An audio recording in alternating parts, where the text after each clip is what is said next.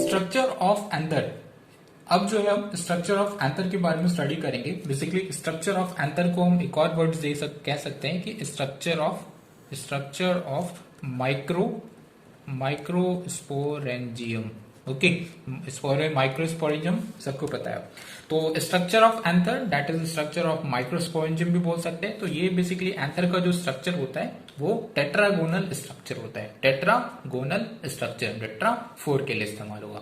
तो ये जो एंथर है इसको 4 वॉल या फिर कह सकते हैं कि 4 लेयर प्रेजेंट रहता है। और ये जो लेयर है बेसिकली फर्स्ट लेयर जो है वो एपिडर्मिस, दूसरा जो मिलता है ये एंडोथीशियम, उसके बाद मिडिल लेयर और चौथा टैपिटम। तो आउटर साइड से इनर साइड की तरफ मूव करेंगे तो पहला epidermis, endothecium, middle layer, tapetum, इस तरह से मिलेगा हमें। एपिडर्मिस जो है वो सिंगल लेयर होता है, आउटर मोस्ट है। एंडोथीशियम भी सिंगल लेयर होता है और बेसिकली ये मल्टी लेयर होता है। तो एक एक करके अब हम स्ट्रक्चर देखते हैं कि किस तरीके से स्ट्रक्चर होता है। तो फर्स्ट वन इसको हम रिप्रेजेंट करते हैं, ये जो आउटर वन है इसको हम एपिडर्मिस बोलते हैं। ओके, जो कि कैसा है, सिंगल लेयर है। उसके बाद जो है वो एंडोथीशियम, सेकेंड लेयर क्या है, एंडोथीशियम। ओके, तो एंडोथीशियम बेसिकली, थीशियम का मतलब होता है कि something is deposit. Okay, something is deposited. Okay, तो उसके बाद बात करें तो ये आपको middle layer, okay, outer side से इनर साइड की तरफ मूव कर रहे हैं तो ये मिडिल लेयर। उसके बाद आता है ये टैपिटम। ओके, तो हमने देखा ये epidermis, endothecium, middle layer, tapetum. Okay, ये देख लिया। तो एंथर को हमने कट किया है ऊपर की साइड से और बेसिकली हमें इस तरह से दिख रहा है। तो epidermis, endothecium, middle layer, tapetum. उसके बाद ये जो है बेसिकली इसको हम कनेक्टिव टिश्यू बोलते हैं। ओके, कनेक्टिव, ओके, जो कि कैसा होता है, स्टेराइल होता है, पहले भी बताया मैंने। ओके, तो इसके बाद ये जो है वो बेसिकली है क्या, माइक्रोस्पोरेंजिया। ओके, तो इसकी माइक्रोस्पोरेंजिया के अंदर हमें क्या मिलता है, माइक्रोस्पोर मिलता है माइक्रोस्पोरेंजिया के अंदर। उसके बाद हम एक एक करके अब हम बात करते हैं कि किस तरीके से क्या होता है। तो फिर एंडोथीशियम, जो कि मैंने बताया कि थीशियम का मतलब कुछ डिपॉजिट होगा और बेसिकली सिंगल लेयर होगा और ये बेसिकली डिहाइसेंस में मदद करता है। ये जो लेयर है एंडोथीशियम वो डिहाइसेंस में मदद करता है। उसके बाद हम बात करते हैं, इसको हम जूम करके, इस पार्ट को जूम करके ये स्ट्रक्चर बनाया है यहाँ। तो इस पार्ट को हमने जूम कर लिया, ये तो आउटर मोस्ट में पता चल गया कि ये क्या है, एपिडर्मिस मतलब कि हमने एक थीका को यहां जूम कर लिया है। ओके, तो ये एपिडर्मिस हो गया जो कि कैसा है, सिंगल लेयर होगा। और बेसिकली ये जो है वो क्या है, एंडोथीशियम।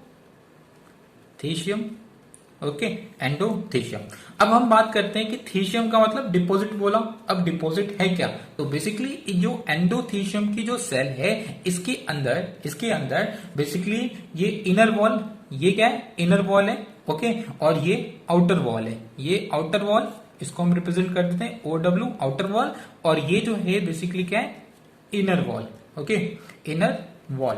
तो बेसिकली ये जो है अल्फा सेल्यूलोज फाइबर, ये रेड कलर का आपको दिख रहा है, बेसिकली ये क्या है, alpha cellulose fibre. Okay, alpha cellulose fibre ये यहाँ पे डिपॉजिट होता है। उसी तरह से एक और चीज इसके अंदर डिपॉजिट है, दैट इज ये ब्लू कलर का जो आपको दिख रहा है वो बेसिकली क्या है, कैलोज बैंड है। इसको हम क्या बोलते हैं, कैलोज बैंड बोलते हैं। इसका फंक्शन हम देखेंगे, बेसिकली स्ट्रेंथ प्रोवाइड करता है ये कैलोज बैंड और अल्फा सेल्यूलोज फाइबर, जो कि एंडोथीशियम के लेयर में प्रेजेंट रहता है। एंडोथीशियम के लेयर में callose band and alpha cellulose fibre present रहता है, जो कि स्ट्रेंथ प्रोवाइड करता है।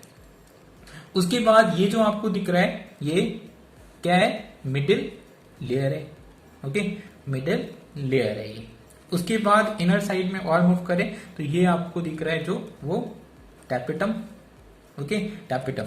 उसके बाद ये जो आपको दिख रहा है वो एमएमसी या फिर इसको पीएमसी भी बोलते हैं, microspore mother cell, okay pollen mother cell.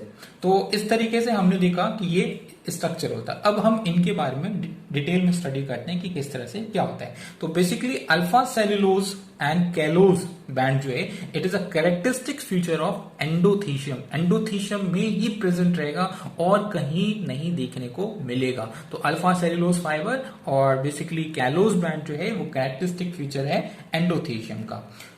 उसके बाद हम बात करते हैं स्टोमियम की। स्टोमियम हमने पहले भी रिप्रेजेंट किया था कि स्टोमियम इस पार्ट को, और ये जो पार्ट है बेसिकली स्टोमियम का पार्ट है।